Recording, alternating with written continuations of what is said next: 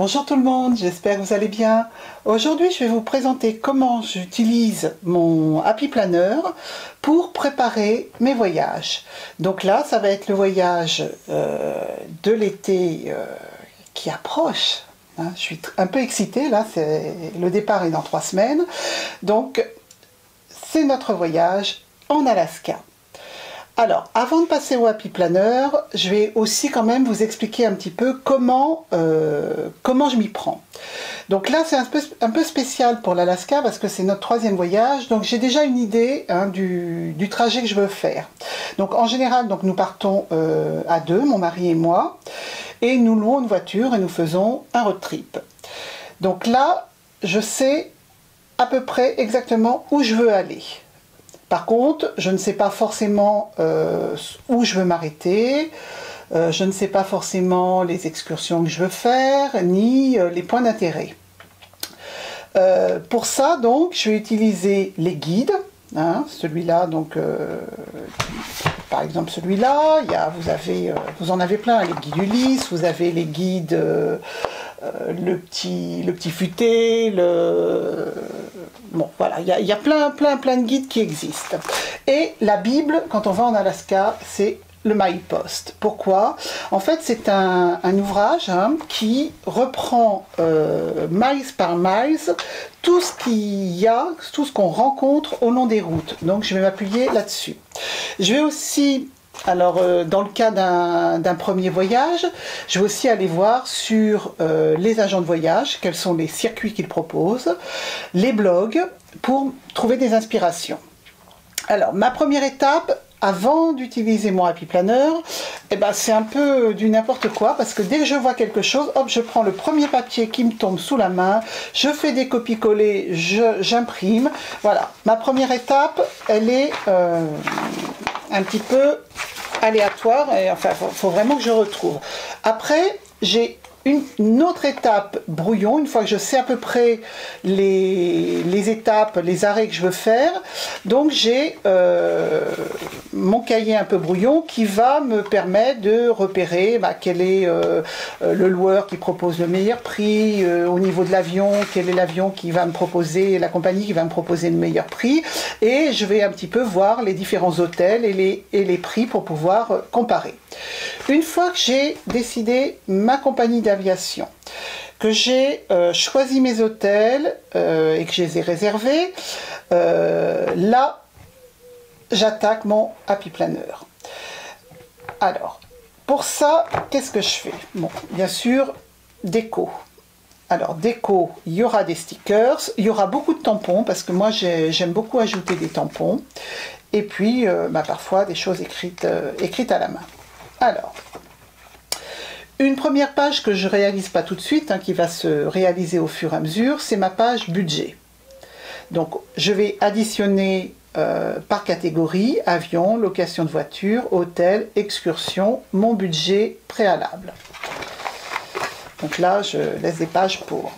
Ensuite, j'ai une double page qui est ma packing list. En fait, je liste par catégorie ce que je ne dois pas oublier. Donc, au niveau des vêtements, la pharmacie, tous les documents administratifs, tout le matériel électronique que j'emporte, trousse de toilette, le divers, et comme il m'arrive d'oublier des choses avant de l'imprimer, je rajoute les choses que j'aurais pu oublier. Par rapport à ça, je commence à créer ma shopping list des choses qui me manquent. Par exemple, un adaptateur, j'en ai, mais il commence à être un petit peu, il y a du jeu dedans, donc il faut que j'en rachète. Et puis, les choses importantes, que je dois vérifier. Par exemple, là, comme c'est les États-Unis, il faut que je vérifie que mon ESTA est toujours valable. Je fais une demande de permis international. Jusqu'à présent, ça a toujours bien fonctionné avec notre permis français, mais comme nous sommes un des rares pays à avoir un permis permanent, parfois ça peut poser problème. Donc, packing list. Ça me servira au moment de faire mes bagages, de cocher, je cocherai pour être sûr de ne rien oublier. Ensuite, j'ai une page qui récapitule mes différents vols avec les horaires et les sièges. Ensuite, j'ai fait un compte à rebours. Donc là, il nous reste 20 jours avant le départ. Ici, donc, une vue globale des étapes du voyage. Donc, nous partons le 7 juillet. Et donc, il y a certains jours où nous restons, enfin, certaines villes plutôt, où nous restons plusieurs jours. Parce que j'ai organisé sur place des excursions. Donc là, je commence donc la description du voyage jour par jour. Donc 6 juillet, la veille du départ, donc vraiment ce qu'il faut vraiment vérifier, les points importants qu'il nous faut vérifier. Le décalage horaire aussi, parce que c'est important de savoir un petit peu, si vous avez besoin d'appeler en France, de ne pas réveiller les gens en pleine nuit. Et puis donc, le jour du départ. Le jour du départ, donc, l'heure à laquelle je dois être à l'aéroport, mes différents numéros de vol, et puis pour mémoire, le poids autorisé pour le bagage cabine et pour le bagage en soute. Ensuite, pour chaque jour, ça sera la même chose. Je mets sur la page de droite la date, la ville, et je mettrai l'hôtel avec son numéro de téléphone. Et puis parfois, lorsque j'ai déjà une idée de l'endroit où on pourra aller dîner, le nom et l'adresse du restaurant. Donc le premier jour, donc, nous arrivons en Anchorage et nous allons donc aller chercher la voiture. Donc là, je mets les horaires d'ouverture. Et ensuite, je vais noter sur le trajet entre, donc nous, ça sera Anchorage-Whittier, les points d'intérêt, hein, les endroits auxquels il va être intéressant de s'arrêter. Donc pour ça, donc, où ce sont les guides de voyage, où moi j'ai donc ma Bible sur l'Alaska. Ensuite, là, puisque sur ce premier jour, nous avons un petit trajet, bien sûr, je ne vais pas éviter les petites courses à Michael's, à Joanne, et puis aussi bien sûr quelques petites courses de nourriture, puisque le midi nous pique-niquerons. Donc là j'ai noté, donc sur Anchorage, vous avez Michael's et Joanne sur le nord d'Anchorage, et la même chose sur le sud. Donc là, comme nous allons partir vers le sud, ce que je pense que nous pourrons aller sur ces deux magasins. Donc, lorsque j'y suis déjà allée, lorsque mon mari rentre là-dedans avec moi, il s'inquiète un peu sur le temps que je vais y passer. Mais bon, comme je suis limitée par le poids de ma valise, hein, nous n'avons droit qu'à un bagage de 23 kg, ça va réduire un petit peu mes achats. Donc ensuite, pour chaque jour, j'ai donc la date, la direction, le point de départ, le point d'arrivée, l'hôtel et éventuellement le nombre de nuits qu'on y reste, la distance. Et puis donc je note si j'ai des propositions d'activités sur place ou lorsque j'ai déjà réservé, je note les horaires, si le repas est compris ou s'il faut prendre son pique-nique, l'adresse du point de rencontre. Et puis je vais utiliser beaucoup encore sur cette préparation-là des stickers, hein, pour être sûr de ne rien oublier par rapport à mes notes de départ. Donc là, voilà, on continue, deuxième jour, donc nous restons donc à Seward, et là, j'ai prévu une sortie en kayak, et là, je note ce qui me reste à faire encore par rapport à ça. Il demande d'aller remplir un document sur le site, il faut que j'aille vérifier la liste des vêtements qu'il demande d'emporter. Là, j'ai noté nos pointures en référence US, puisque ils nous fournissent des bottes.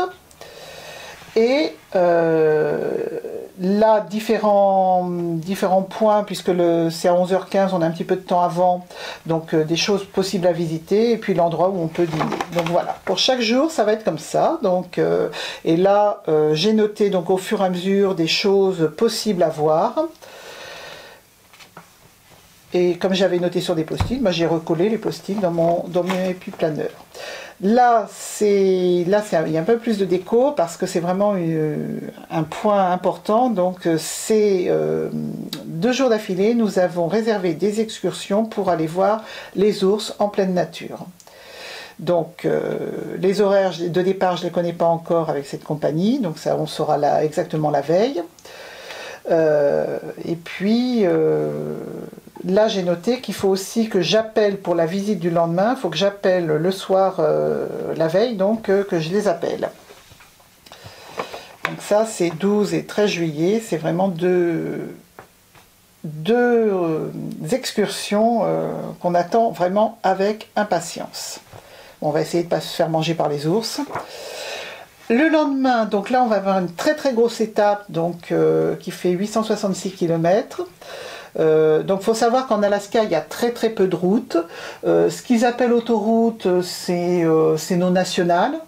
Il y a des endroits où il y a très peu de voitures, il y a des endroits où il y a beaucoup de monde parce que c'est aussi leurs vacances et c'est des endroits réputés. Par exemple, quand on était sur Homer avant, c'est un endroit la péninsule de Kenai, c'est un endroit très réputé pour la pêche au flétan et au saumon. Et donc vous avez énormément de circulation parce que les gens, c'est leur sport favori d'aller à la pêche et vous avez même des Américains d'autres États qui viennent spécialement en Alaska l'été pêcher et ils rapportent avec eux dans des caissons réfrigérés, ils rapportent avec eux leurs poissons. Donc sur cette grosse étape là, nous avons déjà emprunté cette route, il n'y a pas beaucoup de circulation, mais j'ai pas prévu beaucoup d'arrêts parce que bon, il y a quand même presque 900 km à faire. Ce qu'il faut savoir aussi, il y a beaucoup de kilomètres et souvent c'est l'époque où en Alaska ils en profitent pour réparer les routes. Donc souvent vous pouvez être arrêté par des travaux parce qu'ils font une alternance de passage et vous pouvez être arrêté pendant une demi-heure. Donc c'est pour ça qu'il n'y a pas grand chose sur ces 2 pages. Alors le lendemain donc nous prenons une route qui va nous emmener sur le Yukon. Et en cours de route, on a prévu un arrêt pour aller faire un survol des montagnes. Donc là, c'est bien entendu avec la compagnie, ils savent très bien que les conditions météo sont très changeantes, ce qui fait que si on ne peut pas faire le vol en allant Talk Whitehorse, comme on va repasser là 3 jours après, je crois, ils pourront reprogrammer le vol et au pire, si vraiment c'est pas possible à cause de la météo, nous serons remboursés. Donc là, nous allons passer une frontière, il va encore y avoir un changement d'horaire, donc je l'ai noté. Et puis, j'ai noté aussi que dans cet hôtel, comme on est à peu près au milieu du voyage, je vais faire une petite lessive. Donc ça c'est pareil, je repère en amont et puis je vérifie que l'hôtel possède bien une laverie. Parce que s'il faut aller chercher une laverie en plus dans la ville, des fois ça peut prendre un peu de temps.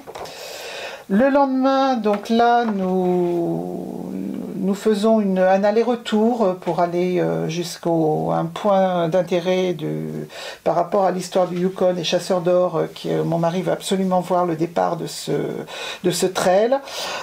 Donc là, j'ai noté plein de points d'arrêt. Donc nous repasserons 2 fois la frontière US-Yukon. Donc là, nous pouvons perdre aussi un petit peu de temps. Le jour suivant, donc nous refaisons, là nous avons 400 km de route, donc c'est pas beaucoup. Donc là j'ai vraiment repéré plusieurs endroits où on peut s'arrêter, faire des petites balades, où il y a des points d'intérêt. Là à nouveau nous repasserons une frontière, donc rechangement d'horaire. Donc là il faut vraiment être vigilant parce que si on a des rendez-vous pour une visite ou quelque chose, il ne faut pas la rater, quoi. Le jour suivant, donc, nous remontons sur l'Alaska. Enfin, nous faisons Alaska, nous repassons une frontière à un moment au Yukon et nous repassons en Alaska. Et donc là, c'est le jour où éventuellement on refait le survol si on n'a pas pu le faire la fois précédente. Et j'ai noté, donc là, exactement où il y a des points d'intérêt, des points de vue. Voilà.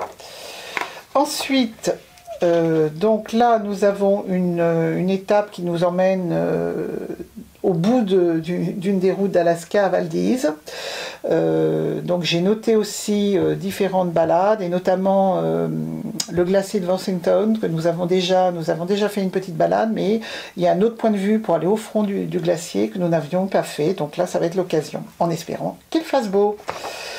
Ensuite, la journée suivante, là, c'est toute une journée de kayak. Là, c'est un de mes rêves que j'espère voir se réaliser. Donc, c'est aller pagayer au milieu des glaçons rejetés par le glacier. Donc nous serons en mer, mais protégés quand même par une langue de terre. Donc j'espère qu'il n'y aura pas trop de houle, trop de vagues, trop de vent. Donc on croise les doigts. Donc là, j'ai mis qu'il fallait que je prévoie le pique-nique. Et puis j'ai noté tout ce qu'il faut comme vêtements particuliers pour cette journée de kayak. Et pour mémoire, j'ai aussi noté qu'il faut remplir un questionnaire pour dégager la compagnie avant de partir, et qu'on nous conseille de prévoir 50 $ de pourboire pour le guide. Donc ça, c'est quelque chose aussi, si vous n'êtes jamais allé aux États-Unis, les prix sont avec taxes, mais sans les pourboires. Ce qui fait qu'une fois que vous avez l'addition, il faut que vous calculiez entre 15 et 30% supplémentaires à donner ou à votre guide ou bien à votre serveur. Donc ça, et lorsque vous voyez des prix en magasin, ils sont souvent affichés hors taxe. Donc là, c'est notre dernier jour de trajet. Donc nous avons presque 500 km pour refaire la route que nous avions fait à l'aller. Donc là, bon, éventuellement, j'ai noté des petits points d'arrêt, mais c'est une route où c'est la beauté du paysage, quoi. Voilà. Et là, nous arrivons à notre dernière journée. J'ai prévu une journée sur place à Anchorage pour éventuellement aller vers le Denali que, après 2 voyages, nous n'avons toujours pas pu voir intégralement. Et puis d'autres balades possibles. Et puis, que j'ai pas fini de compléter, ma shopping list pour Michaels.